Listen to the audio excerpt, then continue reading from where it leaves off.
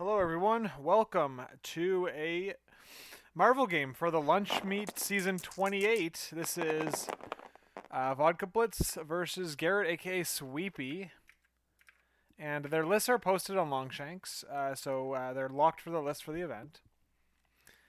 And so here we go. Sweepy playing Wakanda here. He likes playing M'Baku leadership a lot of the time. Looks like he's playing a pretty fighty team with the scoring being not too high.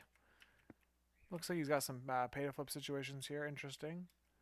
And then on the other side we have criminals with the Modoc, Kingpin, and just some pretty sweet models. Like Loki. Loki under Modoc is pretty cool. I wonder if we get to see that. A-Bomb is obviously like the new criminal hot. He's just a criminal affiliated 5 that they've been looking for. They've been playing Jugs a lot, so this is like the affiliated Juggernaut option. And so Kingpin pretty hot in the meta right now. Wakanda is also right up there too. Two good players playing two good teams in the in this newish meta that we're working through right now. So all right, so let's see here. Let's see, they're going to build their teams. What do we got for missions? We have scientific samples, and we have mutant madman. Okay. Who won priority here? Looks like Vodkablitz won priority. Mutant madman means we're almost certainly going to be seeing Modoc here. Modoc as the Kingpin leadership. Although it is possible to play, or instead of Kingpin leadership, although it is possible to play Kingpin on a pay to flip, you lose out on half the leadership, and maybe that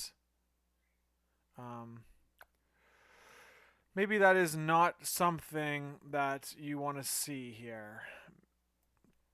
Maybe that's like that. Maybe that cost is too high. Whereas you could just play Modoc and this work, and you get the full leadership from Modoc. So we're going to find out. Garrett likes playing M'Baku. I wonder if he's going to play something different. 18 threat. Okay, so let's look at scientific samples because this is pretty new, and I haven't played the new missions too much here. So we have, it's a D-shape extract, so similar as Fear Grips, aka Hammers. And you can only hold one at a time. It is an asset. And you basically get beast power where anytime you roll dice for any reason, if you get a skull in the roll, you get power. And then this is the part that can be a little bit of a mess up. This is a part that's easy to get slammed on here. Is there's a bonus VP if every character that you have that's holding an extract is within range 2 of a secure objective, you get a bonus VP. So what a common situation, of course, like I mean there's lots of situations that will be pretty common in this mission here, but a common situation is let's say someone goes up 3 extracts to 1 in like maybe round 1 or round 2 or something like that. The point disparity will be could be not 2 because it's a lot harder to have all 3 of your characters holding extracts also range 2 of all the secures. And whereas it's much easier if you only had 1 extract because your opponent has 3 of them, to have that character be within range 2 of at least 1 secure because that locks you in a bonus VP, right? It's 3 times as hard to get all 3 of your characters within range 2 of a secure than it is to have 1 character within range 2 of a secure. And therefore, if you're holding 3 extracts, you might not go up 2 VPs.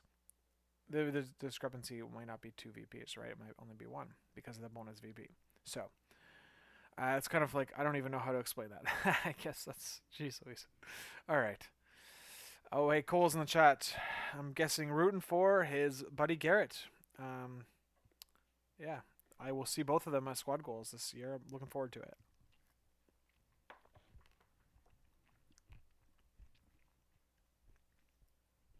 Both leaderships have the swirls.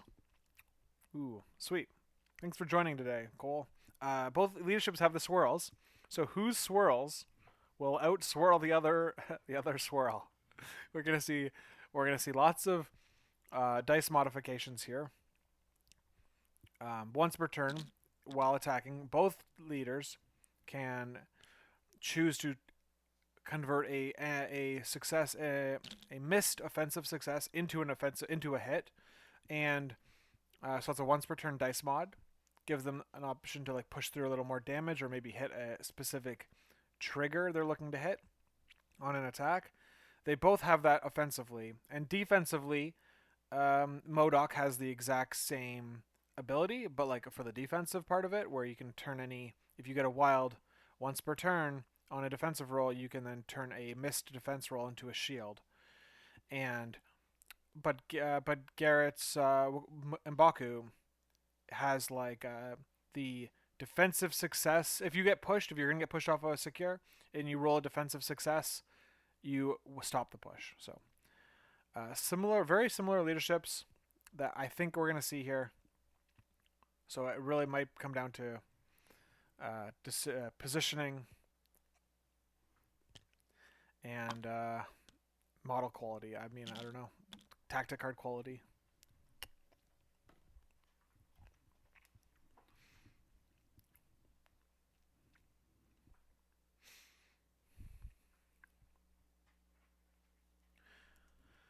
All right. What I see here on this secure and extract combo is like I'm looking for that bonus VP, and the missions, the extracts and the secures are very far apart. I'm not sure it's going to be possible to have a player be able to grab grab an extract and be within range 2 of a secure. Maybe a larger base character. I think that's what Vodkablitz was looking towards. But, maybe Rhino could do it, right? Maybe Rhino could definitely grab a flank extract and be within 2 of a secure. All right. Do you have to be within a 2 of secure you control? No, you don't have to be within a security control. So like Rhino could like be aggressive, like get a hit, take aggression, go towards an enemy secure, and then still get the bonus VP. All right, let's see. Garrett's playing M'Baku, King T'Challa, Okoye, Nick Fury, and Shuri. So all Wakandans except for Nick Fury. God. Maybe he should be an honorary Wakandan, right? All right. Brace for Impact, Eye in the Sky, Spirit of Wakanda, Wakanda Forever, Wisdom of the Ancestors. All right. Then we have MODOK, Rhino, Loki, Miles, and Bullseye. So there's all affiliated except for Miles' Splash. Hey, Brian. Thanks for joining. And we've got all going to play Embrace, Indomitable, No Mercy, Robbery. Okay, so he's playing MODOK, just like I'm guessing M'Baku is the leader here on the other side. He could choose King T, but I think based on Discord naming that I've seen out there in the wild, I think Garrett is a M'Baku. He's an M'Baku guy. I've played against his M'Baku too. It's been a lot of fun. All right. So Miles here has the steal. He can steal with his Venom Blast and take assets. And he's also hard to put down with his defensive rerolls. He's got stealth, and that wild might be really good to get that consistency up, right? Like if you miss like your blank out on defenses, right? You roll 3 defensive misses, and then you get your 2 rerolls, and one of them becomes a wild. Instantly, oh my gosh, your blocks might all come together, right? Might all of a sudden have 2-3 blocks. Much easier than if you obviously didn't have that MODOK defensive tech. So that's interesting pick there. Obviously, the wild he could use to push through even more damage on a good spike, right? So Miles is a cool pick here. Got the stealing. Rhino's got the stealing with this is a robbery.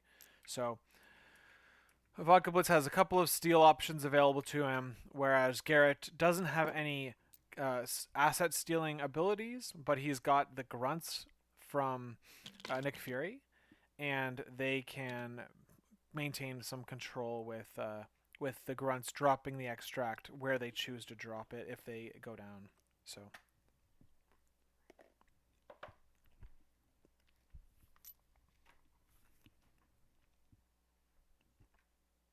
Okay.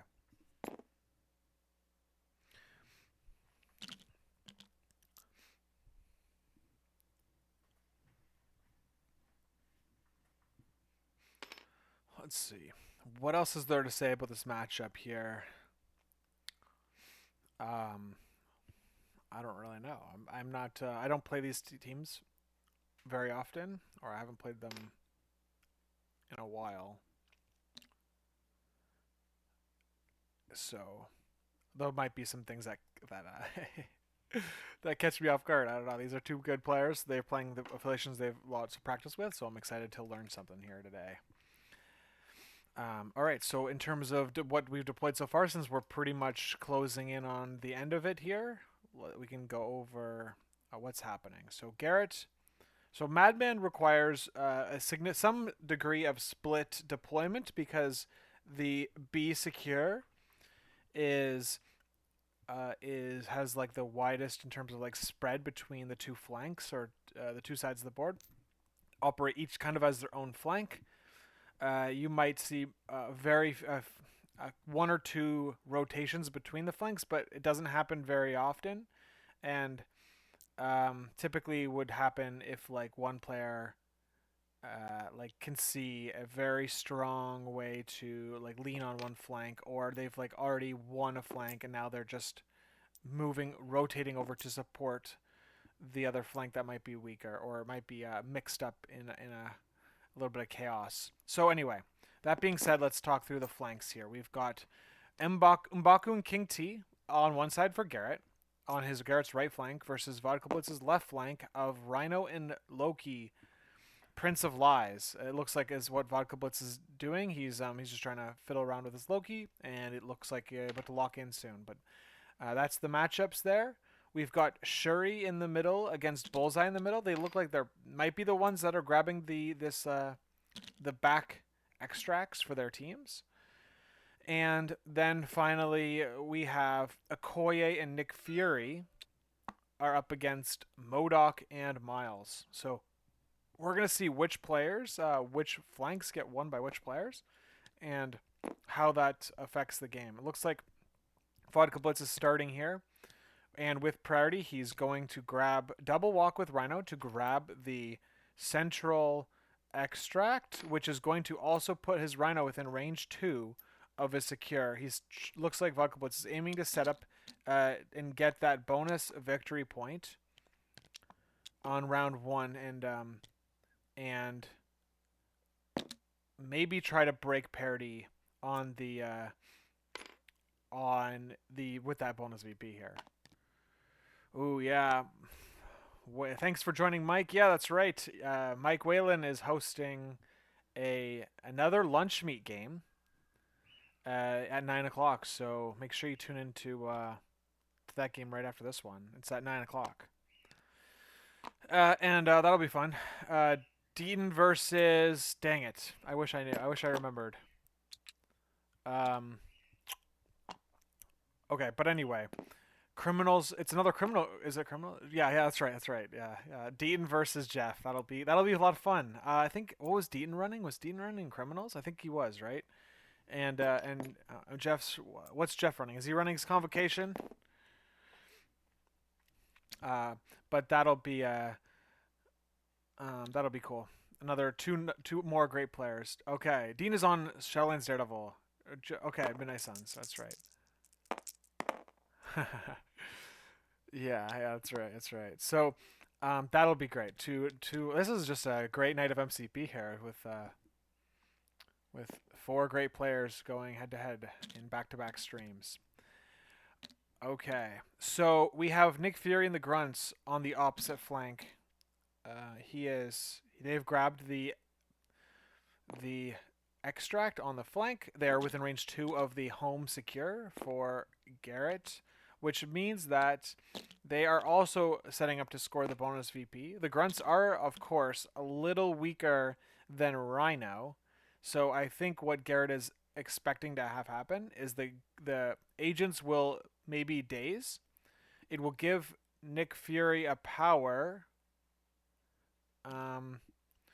and then have a Koi like double walk and pick up what the agents drop when they go down is like the anticipation. And if the agents don't go down, then um, if the agents don't go down, then they're still alive. They get the bonus VP, and the game goes on.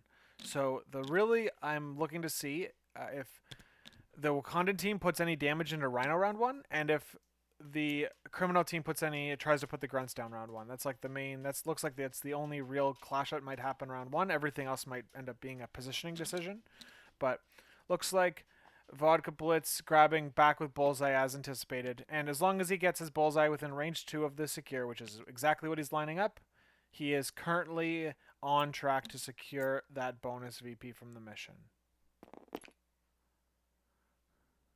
Oh yeah, that's right, Mike. Good call in the chat there, mentioning that the grunts have a double effect situation, which is of course they get to drop the extract back, allowing a stronger character to pick it up, but also it gives King T an additional power that he could use, maybe to try to flip 2 secure points, or maybe just setting him up to utilize his power on round 2 and put some bigger damage in.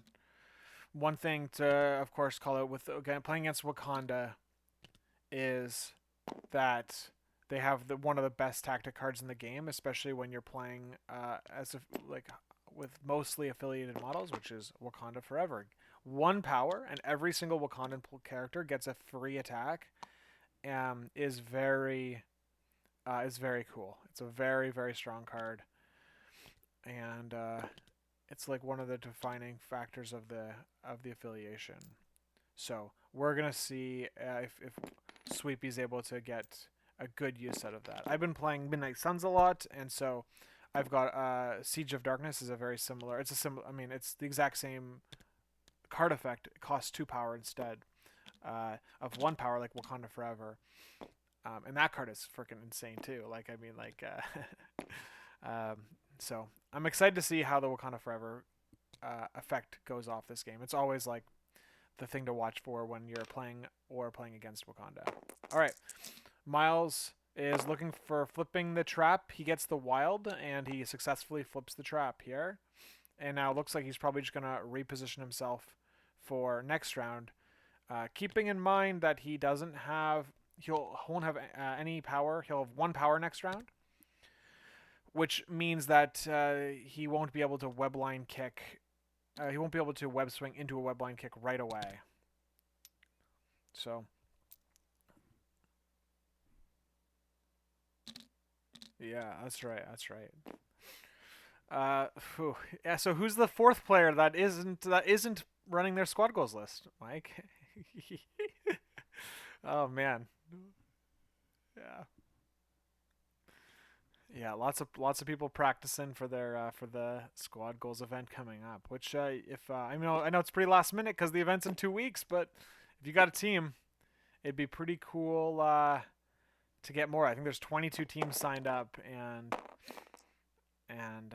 it's gonna be a great time. I'm so excited because there's so many people at squad goals that I have met online and never met in person, and I'm just excited to meet so many new faces. I want to say new faces, like new faces in person to me. All right. Looks like M'Baku has gone up. He's in range 3 of Rhino. He's flipped the point, and he's looking to do a builder attack into Rhino. He's got 5 dice energy. Let's see if it pays off. Ooh. No, nothing goes through this time.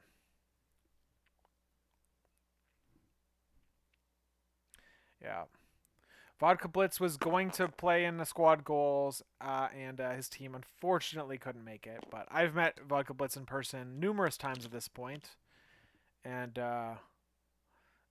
he's great. I'm very fun time hanging out with Vodkablitz. Cool to see him. Hopefully, I get to see him at a future event. Actually, there's one coming up in the summer that I might attend, but we'll see how it goes. Life's got its own plans.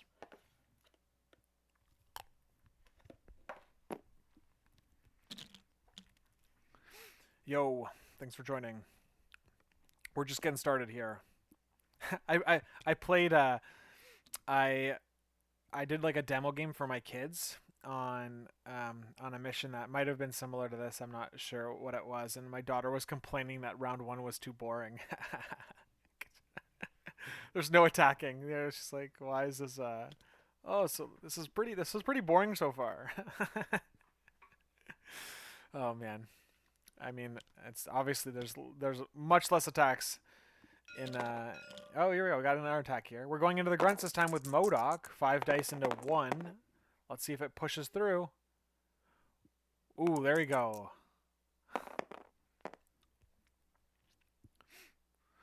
It's interesting because how boring round one is compared to the amount of attack actions. I guess as if like that's how you want to measure how exciting a game is.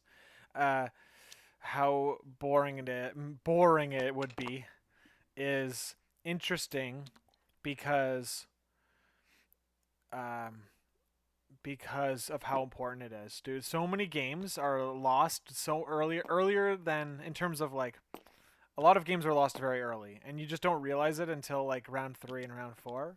And you know what? When I say that, it might be a little bit of an over exaggeration, but it's like what could have ended round 1 at like a 50-50 position maybe ends in like a 60-40 or 70-30 or even higher in or something like that, right?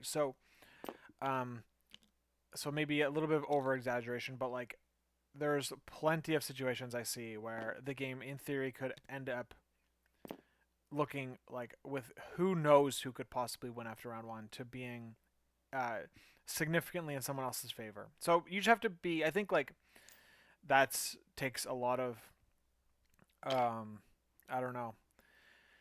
Takes a lot of games, takes a lot of understanding how the flow of the game works to be able to um, really identify how to prevent being on the losing side of those odds after round 1. Um, yeah, I don't know. It's very complicated. It's pretty complicated because there's so many different aspects of this game to look out for. Even there's a perfect example of like Garrett Okoye being range 2 of the objective, but like if he moved Okoye up like a millimeter or like a few millimeters, she would have been in range 1 of the truck, and now she won't have any cover um, in the situation where she might have needed it. Let's see if she dies by 1 damage here. let my daughter use pre-nerf Malekith. I mean, it's funny that like both my kids are like, I want to use that one, I want to use that one, and I haven't let them play with anything higher than a 5 threat yet. It's like, and so we'll get them out eventually. We'll get out the big characters. Okay. Looks like Loki is going up. This is the last activation for Vodkablitz. He's flipped the point, and he's just looking to see what King T is looking to do with 2 power. King T has a range 3 builder, right? So range 3 6 dice energy builder. That's pretty good.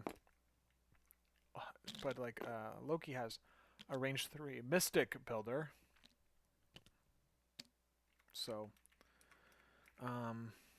it's pretty interesting. None of the characters here have like a weakness to mystic. Like M'Baku has 4 defense, King T has 4 defense, and Shuri has 3, like 3 across the board. So Loki isn't able to pick on anyone here that's vulnerable.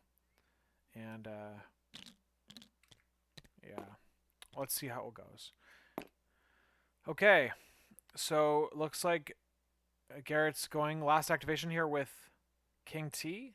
Looks like both players have locked in that bonus VP from what I can see here.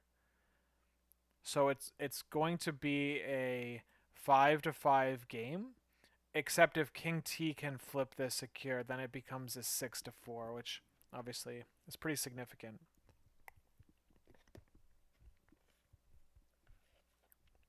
A 6-4 means that you can like maybe win the game in 3 rounds. Like getting 6 VPs in a round sets up a 3-round victory because you just need to get 5 and 5 after that, which is like the parity in this mission if both players are scoring the bonus. So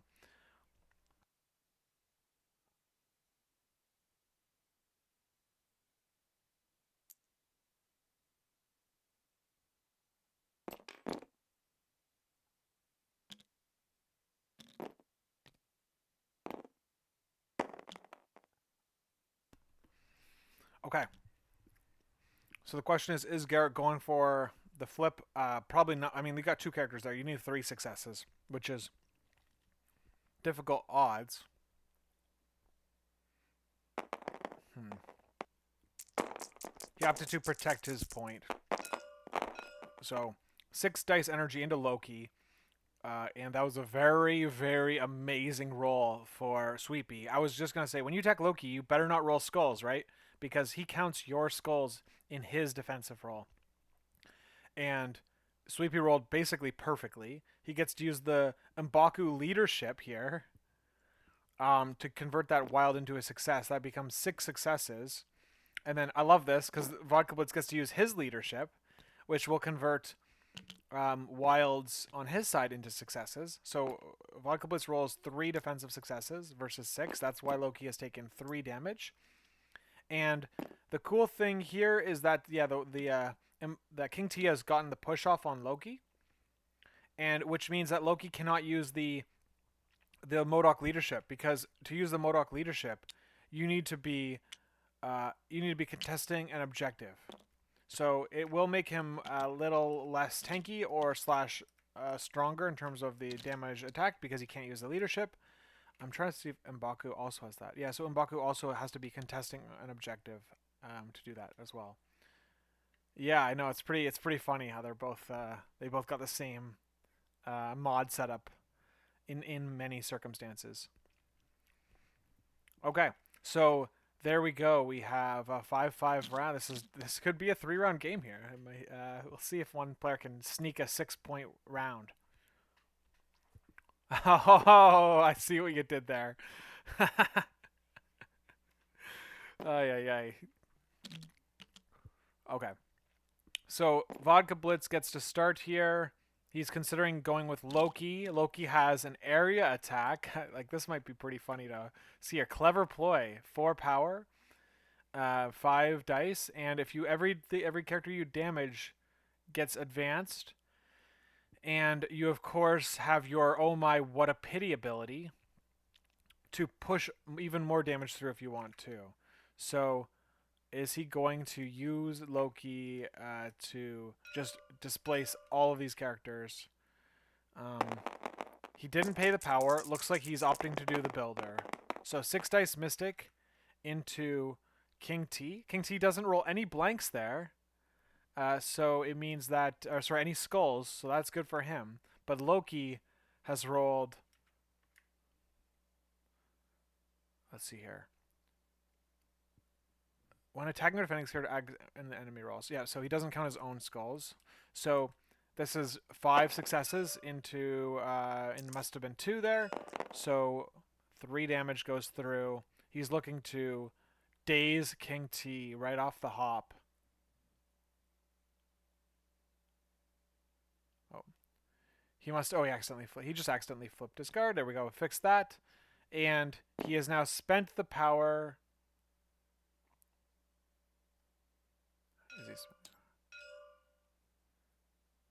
Okay. It looks like. Okay, looks like he spent the power to do a spender, and he's doing his. There's 5 dice attack. Boom! Look at that smash! Look at that, 6 successes if he wants it. He could kill Shuri here, if he didn't already use his. Oh, he can't. He can't use his leadership. He's not on a point. My bad.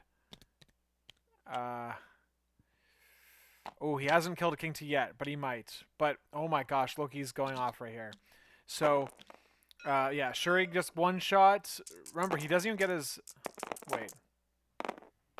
He doesn't even get to use his leadership right now. I just realized that because he's not on the point. I already said that earlier and I forgot. Okay. Okay, let's see what's happening now. He's only got 2 here, plus Buddy's got 2 on Sweepy's defensive roll. That's 4 successes. And a Sweepy blocking 2. So that means that he is taking 2 damage on King T, it looks like. Nope, that was M'Baku. M'Baku takes 2 damage.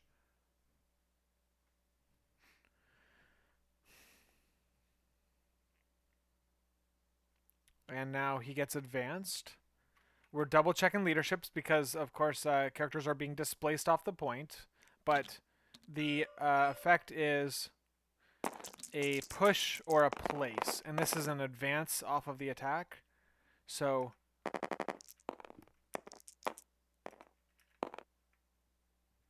this is going into King T. So we've got 2 successes into one, or 3 successes because you count the skull and Sweepy's roll, and 1 success. So 2 damage goes through on King T. There's like so much like dice math to do here. Holy crap, it's hard to keep up. Okay, but looks like 2 damage go through on him. Oh, and then the pity. So that's pretty scary for King T, right? So Loki is going to push an extra damage through with pity, which means that takes 1 more, and we have a royal rebuke. I think that's what that was called. Yes. So that means that he rolls 4 dice for, it's like Zemo's Counter-Strike ability, and he rolled no crits or wilds, so Loki doesn't take any damage from that. He's now using, oh, this is pretty cool. Loki uses then Go Forth to send Rhino back into relative safety here to prevent the damage. Although the one thing I don't like about this is that Rhino is not within range 3 of Loki, so which means that King T can attack into Rhino and not be hit by the pity damage response back, right? So I would have loved to see Rhino stay within 3 of Loki there, maybe. That was just like the thing I was thinking about. After an attack targeting this character, aka Loki, or an allied character within 3, so Rhino is not that, you could use the pity. So yeah, he can't use pity right now. Oh, Brady, yeah, that's right. Oh man. That's so sick actually. Wow, big brain here. Good call on that one. Damn. The aggressive into the oh my, what a pity. That is actually amazing. Holy fuck. See, I told you I was going to learn something this game. Wow, that is so juicy. Let's see it happen. So the one thing that could stop this is Loki just getting destroyed, right? So maybe you just have to kill Loki with like a big King T hit, or try to. Yeah, exactly. The problem is, I think you have to just use King T here before he goes down. Looks like he's setting up the pounce into the slam into Loki. That's what I'm seeing. But let's see what Garrett decides. Obviously, this side of the board has way more urgency on the action. Um.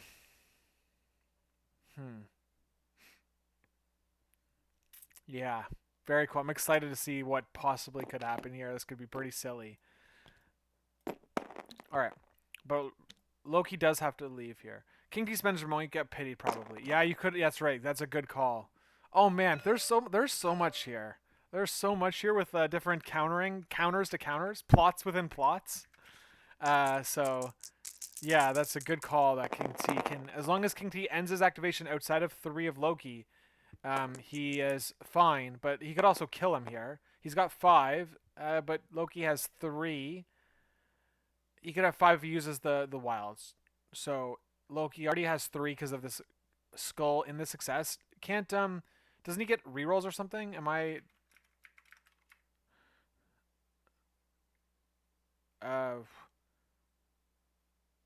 reroll 2 dice? Yeah, he can reroll 2 dice on King T's side.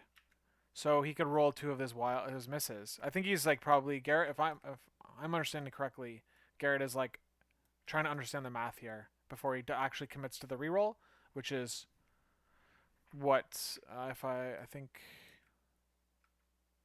that's what is happening. Which is what good players do. They don't just immediately take the reroll. They consider where things are and then use the reroll ability, and understand the risk associated with it before they actually take it. So, he did counter with King T, but King T was sitting on tons of power. He was like sitting on 10 power. I don't think it. And like if you put 1 or 2 damage into Loki there, it would have been great. Okay, looks like he's not opting to reroll. Unless I missed some rerolls here. No, I don't think I did. Okay, so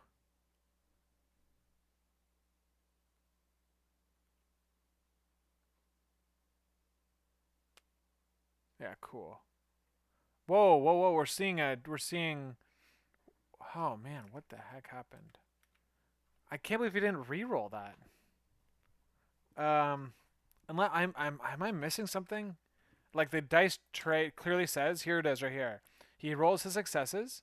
He doesn't. He gets the rolls. There's no reroll history, so he didn't reroll. He's within 2 of Loki. And he paid for the thing. I think he just missed. It was the King T spender. Okay, I see. But if it was okay, maybe that's okay. 1, 2, 3, 4, 5. 6. Okay, it was okay. So, but he got a wild.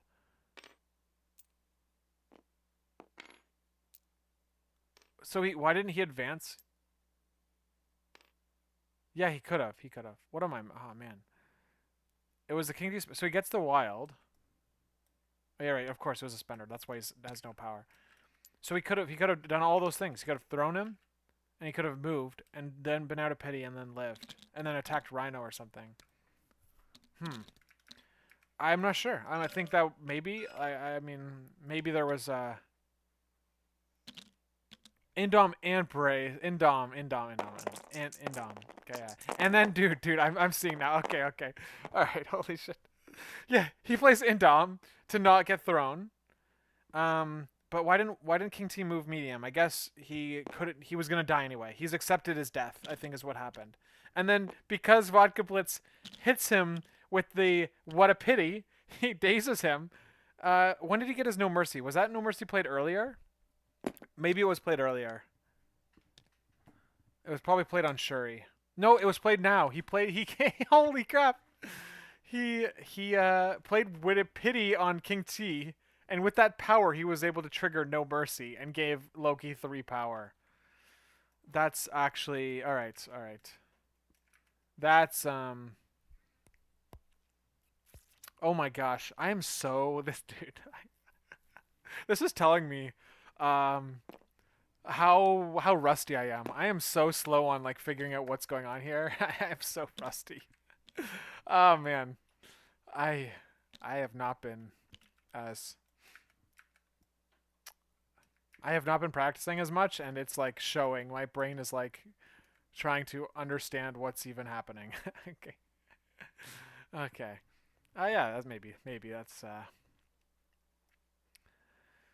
that is true that pretty much every single time I have a commentary partner on, they're always like catching the things that I'm missing, or they're pointing out the things on chat rather than being in chat. Yeah. Oh. See, there we go. Jin, you should join me on commentary next time. All right? I love the video content you're putting out, by the way. It's awesome. I love the breakdowns. It's helping an inexperienced player. No, actually, but it's actually really cool to hear, especially as I haven't been like playing the game as much. To getting the secure breakdowns on your recent video and things like that. Um, it's been very cool. There's a lot of I like videos like this too because like a lot of people that have played the game a lot. Like I've played the game a lot and have some experience. Like I know a lot of the things you're saying, but then when like someone says those things out loud, it's just like it like locks it in your brain like much clearer. Like it's like there's a you just like put words to the thing you're thinking of, and then it kind of firms it up in your brain. And I feel a lot of that, but also there's things new crisis stuff that I didn't know that is helpful. So yeah. Anyway. Oh man. Oh man. Yes, exactly, Cole. I'm right there with you. It's like very high quality content, both in the the the data being provided and the camera and the shooting of it is very cool, very great. So it's awesome. All right, so we have that side. The top side's been kind of figured out a little bit more. We have a Koye who rotated to the other side of the board. She's identified that we got a problem on our hands and has walked over to the other flank. Now we've got Nick Fury trying to solo against 3 models here. A very brave guy going, very brave. And he is going into Bullseye, who's already activated. They both have their wild abilities. Let's see what happens. Whoa, holy moly, Nick Fury has a lot of successes there. That looks like 5 with a Pierce. I think he's going to get him. Is that a one shot if he uses... Oh, no, they both have the leadership. So it's not going to work. It's not... Yep, there it goes. 3 damage. Lives on 1 because they both got to use the leadership and it canceled out. Nick Fury, yes. Yeah. That's right. That's right. Yeah, so what was the thing that was mentioned up here? Yeah, Loki's pity damage had no range limit up at top. So King T was never going to escape the 1 damage plink on Loki. He really needed a one-shot him there. And he opted to do the spender. So maybe he should have went for the builder because you would have got the rerolls. Applying cover. All right, yeah, that's right. Okay. Bullseye got covered there, and it only took 2. Okay. So Nick Fury moved up. He attacked Bullseye. Bullseye takes 2 damage. Bullseye opts to not do anything about that, and like no parting shot there. And now Nick Fury has done his activation. He is not putting out the grunts or anything like that. Now we have Miles trying to flip over Fury here, or he's going to attack Fury first with his 4 dice attack, looking for the wild to displace Fury. Let's see if he gets it. He does not, but he rolls like a god. Oh my god, Nick Fury rolls 4 to 4. They both rolled 4 to 4 on their successes. That's crazy. And Miles doesn't convert, and so no damage goes through. And looks like he is going to try to roll to flip over the point if possible. And he does not get that either. So Miles completely dead. What a dead activation that was. That's pretty crazy. Okay, so that was very strong defensive roll from Fury here. M'Baku picking up the extract, the sample, and he's now moving back onto the secure to defend it. So looks like Garrett, as of right now, is still holding on to that 2 extracts and 2 secures because Fury just like standing his ground there against Miles. We have MODOK's already gone as well. I guess I missed what happened there with MODOK. Did Fury just not take any damage there? Okay. Man, yeah, Fury just soloing 9 threat casually over on the bottom of the screen here. That's crazy. All right, so Rhino's going here with last activation. He got last activation because he dazed Shuri before the round. You know what I like to see here? I like seeing all 4 Wakandans on Sweepy side all right here, ready to rumble. Maybe we see a big Wakanda forever, and we get the double daze as an opening activation from Sweepy here. I think that's what we're lining up. M'Baku takes 1 damage. Wait, hold on. Why'd they both gain power there? They both gained power? Because the skulls! Because the extract has skull! Oh my gosh! Alright. Holy shit. They both rolled skulls. They both got power. Yeah, that's right. It's going to be all according to plan. Can he play it? Will he be able to play all according to plan? He will. He's probably going to have to, right? So, well, let's see here. MODOK's going to spend 5. Rhino could spend 2. And then Bullseye can spend 4. That's enough. He's got enough here to play all according to plan and then go with Loki and do a spender, area spender. Yeah. Oh, yeah, power after. Yeah, there we go. Yeah, my goodness, Jesus. This guy's... God, you guys... Thank God you guys are here to, like, God. Yes, you can't play... Wait, hold on. So you get power. You get power before, actually. You get power before, and then in the power phase, and then you play all according to plan. So you're going to have enough power to do all this. And that, look at that. That's exactly what Vodkablitz is lining up right here. He's checking the area attack and being like, he sees it. Of course he sees it. Yeah.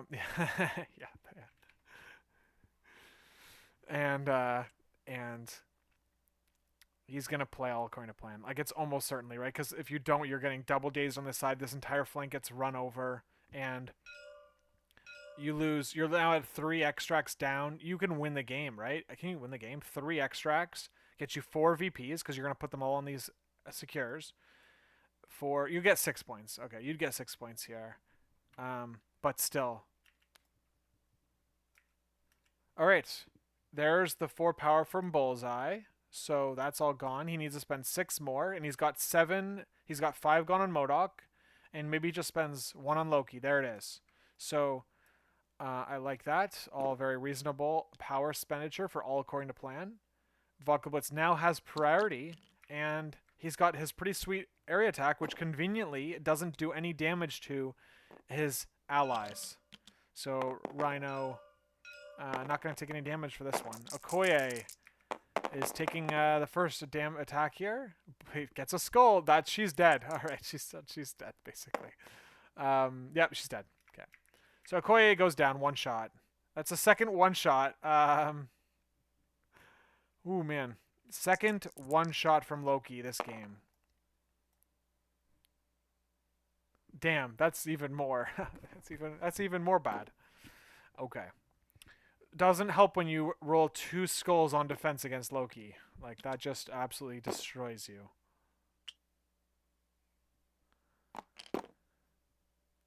Yeah, he is. This Loki is, and he doesn't even get the leadership bonus, right? He's not even getting the wilds into extra successes. This is just raw power Loki. Okay, so he's got only 2 this time, and Shuri blocking nothing. So probably just takes the 2. But she gets advanced because of it.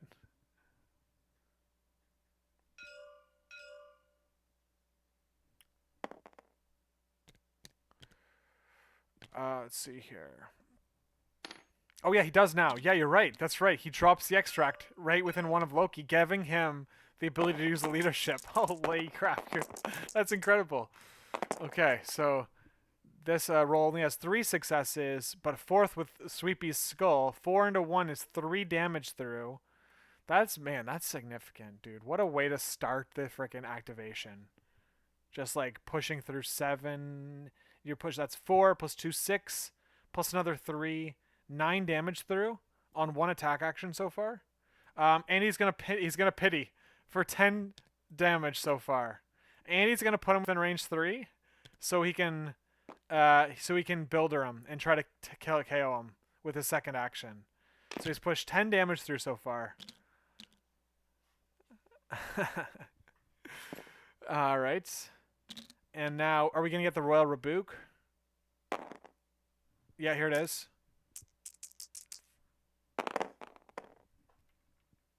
One damage through on Loki.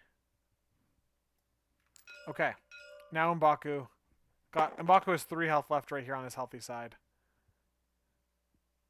Damn, dude. Loki just casually. Fucking. Oh my gosh.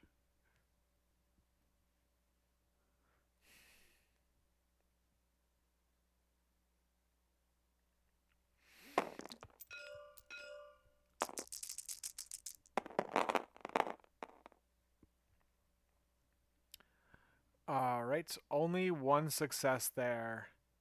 So, let's see if we're going to get some M'Baku rerolls at all.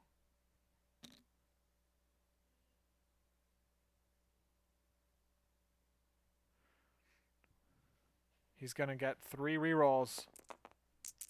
Could you imagine double sculling this and dying? Holy crap. Oh, there it goes. All right, perfect. He got his blocks, so no damage. Whew, that would have been freaking crazy. Ah, man. Okay, so he's got 1 action left for Loki. The question could be, do you go for an attack here, or do you pick up the extract and just run away? You could just run away. Yeah, there it goes. How'd I know it? How'd I know Vodkablitz was just gonna run away? Oh man, damn, that was a good activation for Loki, pushing through 10 damage. Okay. Well, I think Rhino's dead. Maybe.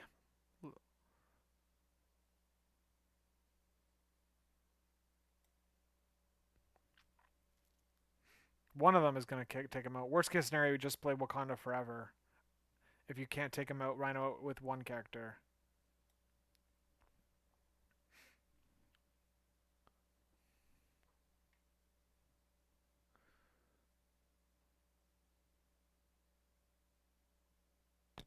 Yeah.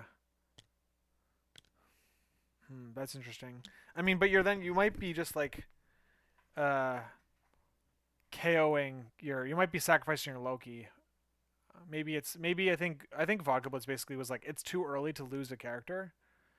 Um or I mean, I don't know, it's early. I mean, the game might be over, but it's I guess he basically looks like Vodkablitz just was like, I need him one more round. Okay. King T pounces.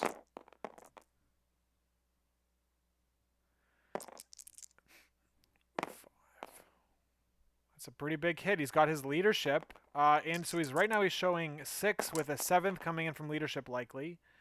And there it is. 7, 8 if he uses leadership. Rhino's going to block 1 and take 6 with damage reduction, which is very good. Very good. So it means that he's probably going to kill him now. Oh, Wisdom was played. So he's dead. Nice. Yeah, good call, Jin. All right. One-shot Rhino. Unfortunately, okay, so is he going to now just flip over Loki there? Is he going to try to, or do you think you save it? Yeah, that's right. That's right. The Sex Panther. 60% of the time, it works every time. Oh, man. Okay, so the question is, does he send King T anywhere near Loki? Probably not. Probably just flips this point and sends a healthy character over there, like M'Baku, so he doesn't like just lose M'Baku off the board. Next round? I don't know. It's tricky. It's a weird situation because why is it weird? It's weird because you're still losing an activation next round is going to be devastating if the game goes another round, which it looks like it's going to. Losing an activation is going to be very, very punishing, a very real problem.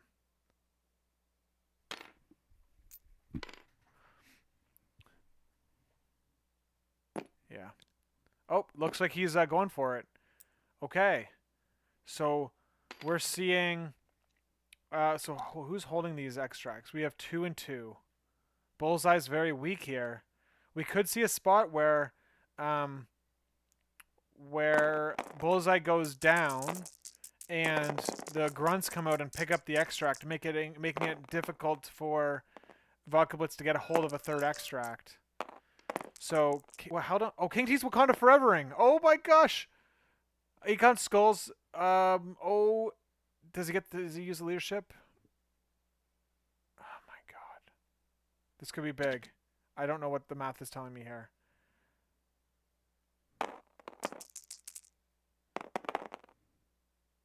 What am I seeing? I'm seeing how much damage went through? No damage went through? 2 damage went through. 2 damage went through on Loki. And King T got his power. And okay, so he Wakanda forever right there. Interesting. Man, I really think he should have just like used Wakanda forever, got another character up there, and then used it. But that's okay. We've still got more things to do here. So who's going now? Bullseye's going into Nick Fury. Okay. Did he pay for hit and run? No, he didn't. So Bullseye's just doing 2 attacks and hoping to just daze Nick Fury. Ooh, that's 3 successes in a Nick Fury block. Look at that. Nick Fury blocking 3 here. Damn, dude. Nick Fury just took 0 damage, and Bullseye, did he put a never miss on him? He did 1 never miss. Okay, so Nick Fury does take 1 after from Bullseye. Oh, what is happening? He decided not to, maybe. I don't know, what the heck?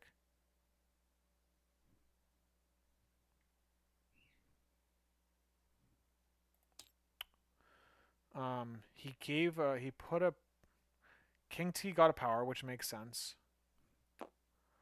I guess I don't understand why Nick Fury has not taken any damage.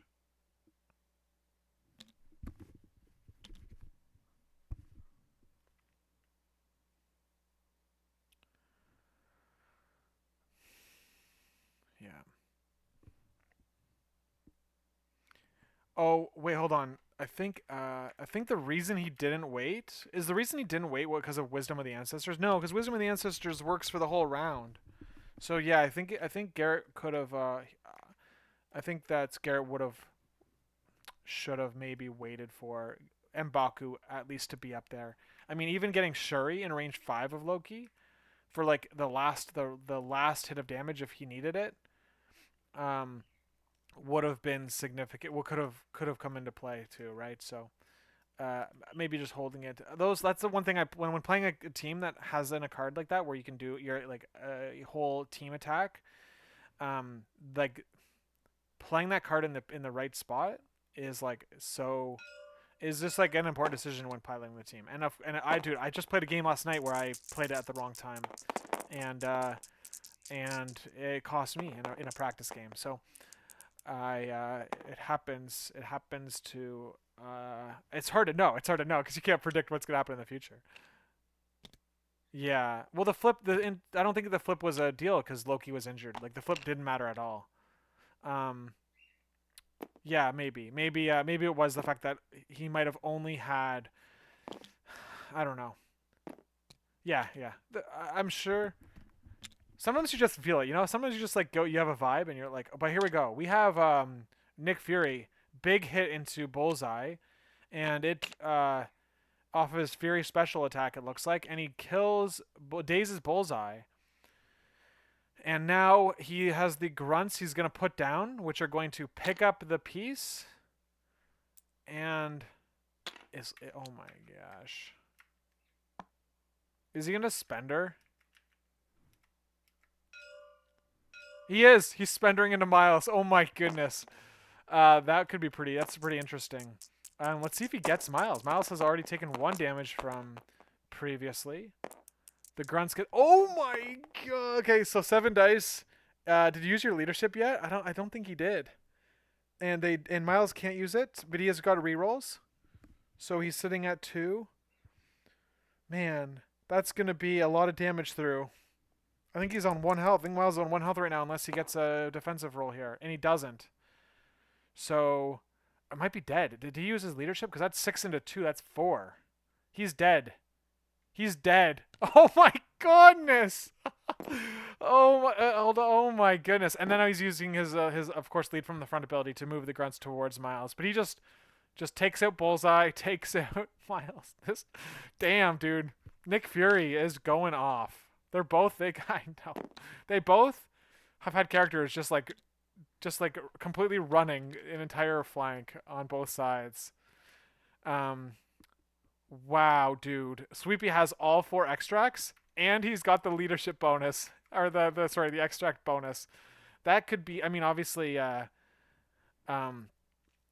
things can change a little bit here. But that's 4. That could be 3 extra. That's 3 plus. That's 7. He's winning without the bonus VP. But of course MODOK he has a chance here to flip it. MODOK has to flip this basically, or do something about this. And look at that. He might be stuck. He's gonna have to go outside of the flank here, and and kill the grunts maybe, but the grunts don't even drop the piece to him. Like he could send Shuri to pick up the piece, but Shuri wouldn't get the bonus. You'd lose the bonus VP option probably. It's a very you have to kill Fury, who has 5 health and has been a literal defensive god. uh, and yeah, I mean that's a lot of risk. If you don't do it, it's over, right? If you do not do it, if you do not take out Fury here, because Fury's holding, right? Fury's holding is not showing properly. No, he's not holding. Wait, how the hell? Oh, it's over. It's over. You're not gonna try. Okay. Wow. Damn, dude. That was insane. Fury just went off. Let's get him. Let's get the chat up here. Let's get the game up. Just like rough. Yo, man, Yeah. that was crazy. That round was insane, dude. Yeah, I think losing both Rhino and Miles in one attack was really rough. Yeah. For sure. Yeah, I think there's a good argument for me to just go with Rhino and move away. Like keeping my lead on VP, I think it was kind of greedy to steal Prio and go with Loki. It's I tricky think because I mean, Loki could have just died there from a Wakanda Forever, though. I thought that part was reasonable. Yeah, but like the one shot into Rhino was kind of rough. Like sure, even with Wisdom of the Ancestors and rerolls, but I think I should have just stolen Prio and ran away. I'm okay with Loki dying here if like he takes attacks and he's not contesting a point, and I'm just like keeping scored on my point. I think I got greedy here, and Garrett rightfully punished me for it. Yeah, it's interesting. It was hard to know in the moment and all that, and it was, dude. That game was crazy because like your Loki was like put down Doing the Lord's work, dude. Loki did the God's One shots work, Okoye, one shots Shuri. You guys, and then yes, Fury, one shots or like you got the one shot Rhino, and then you got the one shot Miles. So it's just like this game was very volatile. That was Yes. I had no idea what was. There was a lot going on. Yeah. You guys were playing very quick, so my brain was like trying to keep up with the game. Yep. Yeah, but I That think was... my probably other big mistake is like having the majority of my threat level on the side without the extracts, like Garrett pivoting significantly better than I did, is probably what gave him the game. Yeah, it was cool to see Okoye like go to one side of the board, and then just her entire activation rate was just 2 moves over there. Yeah, And, I think I should have done something similar with Rhino, just pivot the other way around, especially because I feel I could break VP parity better. Yeah, that was a really fun game to watch, though. Lots of chatter too in the chat. Lots of exciting things, and I do have a question, Vodkablitz, because there was one thing that we thought was that I didn't catch on to until it was almost. It was interesting that it looked like you set it up, and I want to know if that's the case. I think it was. All right, so Loki sitting in the middle of the board, right? You clever ploy. You go forth Rhino out of like way away. If King T goes into Rhino there, because he has 1 health left, your Rhino could have aggressived into oh my, what a pity. Pity range, yes. Okay, yeah. That was if I was playing Garrett's team right there, I would have got so hard. That was it was very clever. It was a very clever ploy, I guess you would say. Yeah, that was kind of my plan, right? Like I figured if King T just goes there, I can actually just get him. If he rolls a skull, which ended up happening and like was kind of perfect on Loki there as well. I think I would have preferred it on Rhino just to feed him power, but either way, like I was fine taking one of his actions away. Yeah, because like basically, no matter what, unless he one shot Rhino there, like no matter what, King T was gonna die if he rolled a skull. Yeah, so that was a tricky spot for like. Okay, so Garrett, how are you feeling like in the moment after after Shuri goes down and then like your team is just getting obliterated? Like, what's your feeling in the moment? I've been doing a lot better. Just staying as calm as humanly possible is the best way to put it. I like vocalized to myself, oh, I might need to use Spirit to heal King T here, and then internally was like, nah, I'll just not roll a skull. Um, we gambled it. The gamble did not pay off. At that point, I was like, I might have just lost the game. I actually was like, I might have just one action less of King T's output is substantially, because spender, move over, and then at that stage, yes, the aggressive into pity range would have probably done the job almost anyways. Um, but definitely not something I anticipated. If I'm being honest, I was like, I'll just maybe not get a skull, maybe get what I want here, play a little greedy because I kind of need to play a little greedy after the big AOE attack. Yeah. Yeah, that was interesting. It was a very fun game to watch. The leadership, the amount of leadership math that I was trying to like work through in my head and be like, oh, did he use it? Did he not? And Yep. And both our leaders doing like kind of the same thing. I know. Yep. It's like I love it. but it created lots of exciting moments. So, anyway, Absolutely. thank you very much for letting me stream the game. It was a blast. Thank you and, for streaming. I'll catch you guys next time. Yep. I'll catch you around, Lucas. Have a good one. Just in time for the other. That's lunch right. That's right. meeting. Mike Whalen's Mhm. doing Dean and Yep. Jeff, so that'll be good. I'll tune into Oh, that. In like 30 minutes. Yeah. See you guys. See you around. All right, there we go. That was a fun time. Thanks for joining. And yeah, Asteroid MCP. That's going on in about 25 minutes. They're going to be streaming that game, so tune into that. Mike and Jin are going to be commentating. So yeah, that was fun. Man, I really should stream more. Okay, that was a blast. I'll see you guys later.